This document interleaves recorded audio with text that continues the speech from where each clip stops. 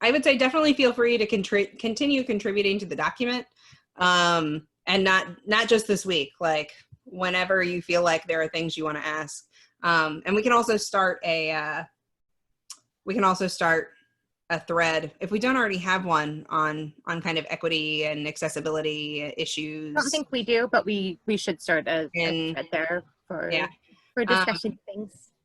Yeah. So as per usual, we want to make sure that we get enough time, and we will have extra time at the end for those who are able to kind of stick around to talk more. But if you want to, talk about big picture takeaways, feel free to contribute them in the chat right now, or discuss to your heart's content on the Slack, Discord, or the group website message boards. And I think that's all I'm going to say.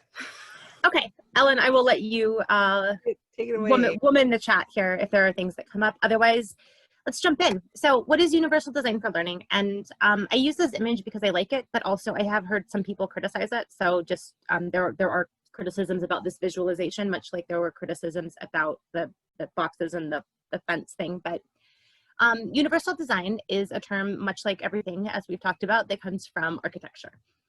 And it has to do with, as opposed to an idea of like, well, if you are in a wheelchair, you can go around the corner to the back and there's an elevator over there. But designing things where it is not that there are kind of two tracks, and there's the way that most people are going to use, and there's the way, and this is, we talked about the same kind of principle with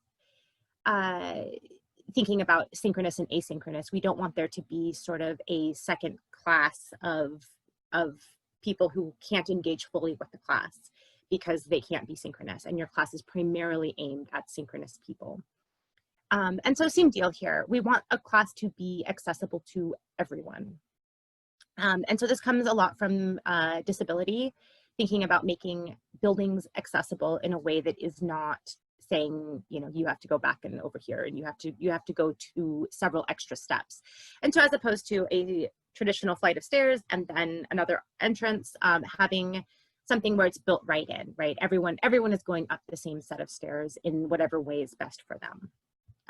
So the main principles from the people who originally kind of came up with universal design for learning talks about variability. So we want to give all individuals equal opportunities to learn and succeed in our classes. This is not learning styles. There's a lot of, if we can chat about that later, but the idea that certain people can only learn in certain ways, like I'm a visual learner and I'm not a reading person or whatever, that has largely been debunked. So I want to stay away from the idea of learning styles, but the idea of variability, different means of engagement. And so the kind of three main principles: multiple means of engagement, multiple means of action and expression, and multiple means of representation. This gives students who may have any extenuating circumstances, and this is not just talking about disability in the way that we generally like things that are recognized by the Disability Office or the Americans with Disabilities Act, but thinking about any barriers to full participation in a class. So that can be something like Ellen was talking about as a first-gen college student, right? There were things that she did not have. I could talk to my parents about, what do I do if a professor's mean to me? Or what do I, Ellen didn't have the same kind of life circumstances that I had going to college. There are some wonderful, I would encourage you to take a look at, and there's a ton of links and a ton of resources included in these slides. I'm not going to take the time to go through all of them because we would never wrap up here, but I would really recommend, this is a great little video that Boston College put together. I will make sure that these all get on the website in the next day or so. So CAST is the group that sort of first formulated this, and they talk about the 3-network model of learning, take into account the variability of all learners. And this is including kind of writ large, learners who were formerly relegated to the margins in whatever way. There are a million different vectors, aspects of identity that were relegating some of our students and continue to relegate some of our students to the margins of the educational system. And so this is a way of approaching, we're not, so one of the things I want to stress about universal design for learning is it is not reacting to student needs when they are expressed to us, right? So it is, as opposed to something where a student comes and tells you that they have, let's say, hearing impairment. And then you go, oh, okay, so I should do something about that. But coming in proactively from the start and saying there are students with a variety of needs in my class, and I may not know about all of their needs. Ideally, they would feel comfortable coming and telling me about their specific needs, but I don't want them to have to. I don't want it to be halfway through the semester before they realize that they can come talk to me, or before they feel comfortable enough to disclose things to me. I would like my class to be maximally accessible without anyone disclosing anything to me. That's not going to be entirely feasible. There are going to be things, as Ellen mentioned in the first bit here, there are going to be things that we do not anticipate. There are going to be things that we do in fact need to know, and a student will need to disclose to us. But coming from a kind of UDL perspective is going to hopefully minimize the need for students to specifically come and talk to us. So this is a kind of visualization. So thinking about, these are kind of these three multiple means of engagement, representation, and action and expression. These are good pedagogy approaches, period. So, you know, a lot of times I think many of us feel like we maybe aren't thinking about accessibility as much as we could. I know that I feel like that's a place where sometimes I am not as cognizant as I could be about my language, about some of my assumptions, my expectations. And these are not just thinking about accessibility, but just good pedagogy, to have multiple means of engagement, giving students the opportunity to respond to synthesize, to demonstrate their mastery of material in different ways. This is some of the richest student work that I've ever seen. It comes out of when I've given students the chance to find, which way would you like to respond to this text? And when they have that kind of, that passion or that personal investment, the work is so much better. So for a million reasons, coming from this kind of perspective. And I should mention, a lot of this is stuff that we're already doing. Even if you have never learned about UDL before, you're probably doing a lot of these things already. So this gives you kind of, and there's a link in the slide notes for if you want to actually look at kind of a high def version of this and dig through a little bit more. But this just gives you some kind of ideas of what this means in practice. And then the goal here is going to be expert learners who are purposeful and motivated, resourceful and knowledgeable, strategic and goal-oriented. So just kind of laying out what and why and what our end goal is from these different kind of modalities. I'm going to throw out, there's a ton of legal info. The laws are going to vary by country and by level that you're teaching. Here's a sample of things that are in the US. I would encourage you to think about the relevant law as a floor, not a ceiling. So a lot of times the accommodations that are required by law are not as robust as what we might want to have in our classrooms. But these are a variety of different things that govern how students need to be able to engage in their classes. And they cannot be at a disability in a class. They cannot be at a disadvantage in a class because of requirements that don't take into account their disabilities. So one of the things, this was a letter that was written in 2010, which feels like a lifetime ago at this point, but requiring use of an emerging technology in a classroom environment when the technology is inaccessible to an entire population of individuals with disabilities is discrimination prohibited by the ADA. So as we are thinking about all of these tech tools that might allow us to supplement or have a classroom experience, we need to really remember that if for no other reason than you are not, you are behaving illegally. If ethical considerations don't motivate us to all think about this, there is in fact, it is not supported by law to be doing that. And so it's really important when we think about these technologies, which ones are accessible, which ones are compliant with all of the different laws in terms of FERPA, in terms of our students' privacy, in terms of accessibility, because a lot of technologies are not going to be accessible to everyone. But if we have multiple modes of engagement, then there are going to be a lot of different ways to engage. And just because one particular tool may not be accessible to everyone, if we have a lot of different options, some students may choose to do a podcast that they want to share with the class. other students may think of a different way of engaging. And so having all of these multiple modes, just because one product isn't accessible to everyone, we can make sure that everyone has a way to engage and a way to succeed in the class. I'm just kind of on a tear about this because this was something that came up this last week, and possibly I should have blocked out some names, but you know, these are publicly available things. There were some, these are both things that happened in the UK, but they happen in the US all the time. These just happened to occur in the UK this last week.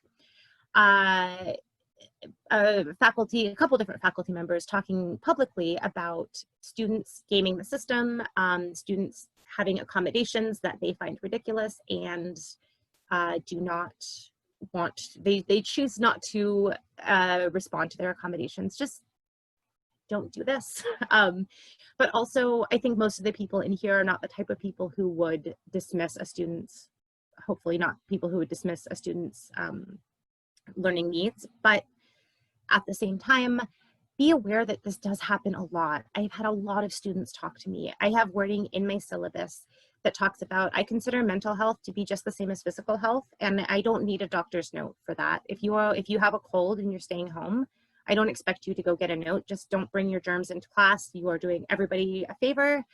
I trust you to know when you are having health concerns that keep you from participating in class, and we will work around that. There will be multiple ways that you can engage with this class. And I make it very clear to my students that mental health is part of that. I don't need a note from a doctor telling me that you had to miss class because of a mental health issue. And I've had a lot of students mention that that's the first time that professors have seemed aware, like they've had a professor who seems aware of mental health as a thing. And so I include these kinds of examples specifically for the purpose of encouraging people to be as forthcoming and as transparent as possible about the types of things that you are aware of and the types of things that you are going to accommodate in class, because I think a lot of times students don't necessarily know what their rights are and what you are going to be receptive to. Okay. Oh, for some reason, anyway, that was added that as a second one coming in. But if in the if it's any consolation, I ignore it when students have accommodations. Don't do that. There are a ton of resources. This is a short listing. This is a fully online version of this book. Lot of really good resources out here in terms of how to make your classes more accessible. I would say there are a million resources I probably don't know. Share them with me if we want to make stuff publicly available. But as a guiding principle, centering voices of and resources made by people who are impacted, I think is really important. Making sure that when someone tells you that this thing that you thought you were doing that was super accessible is not in fact as accessible as you thought, being receptive to that and going out and figuring out how to do better. I have done a lot of, I make my syllabus, it's a visual syllabus. It has pictures, it has colors. And after a semester or two of feeling really good about myself with my fun, fancy, and students were like, oh, this is cool, I like it. It feels like it's a brochure for this exciting learning class experience we're gonna have. And then, realizing that that is not actually, for students who are visually impaired, having a bunch of pictures a screen reader can't deal with. I didn't put alt text in them, and I was making a syllabus that wasn't accessible to everybody. I one year was doing a lot of video screencasting in terms of giving students feedback. I wanted their essay feedback from me to be a little bit more, to feel like we were having a conversation, even if they weren't coming into office hours to talk about their papers. And thank God the student that I did not know that she had hearing impairment. And thank God she came and told me after like one assignment that she had to listen to the video about 8 times because she couldn't hear what I was saying, and having written feedback was much more helpful to her.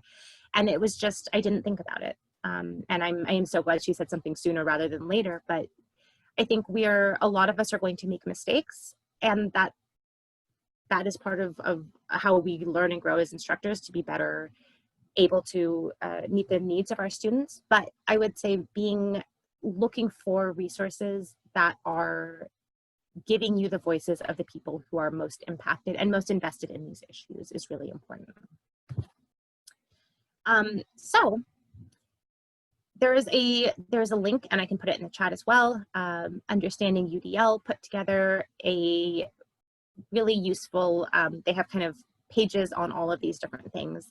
I included just what it looks like for the video. So instructor use of video and student generated video can recruit and sustain interest. So there's multiple means of engagement.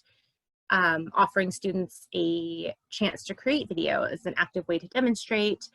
Particularly helpful for students who experience challenges in the area of writing or live presentation. I have a student who is an amazing student.